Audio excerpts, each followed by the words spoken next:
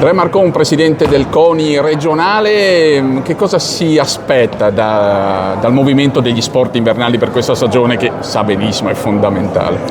Sicuramente la conferma dei grandi risultati che sono stati acquisiti in questi anni, nessun dubbio sul fatto che tutto quello che viene organizzato in Friuli Venezia Giulia negli sport invernali ha una valenza importantissima ed è fatto bene. È ovvio che poi il campo di gara porta i risultati che dipendono da tantissimi fattori, ma sono sicuro che saremo ancora soddisfatti anche al termine di questa stagione.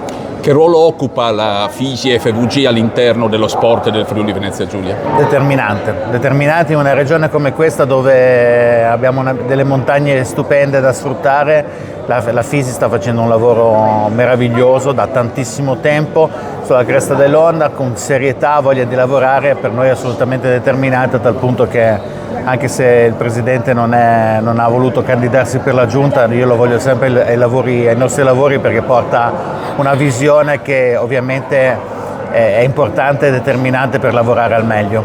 Ecco, lei non ha iniziato da molto questa sua avventura alla presidenza del CONI regionale, possiamo trarre un primo bilancio? Sicuramente positivo, mi sembra in realtà di essere da anni ormai, perché veramente tantissime cose sono state fatte.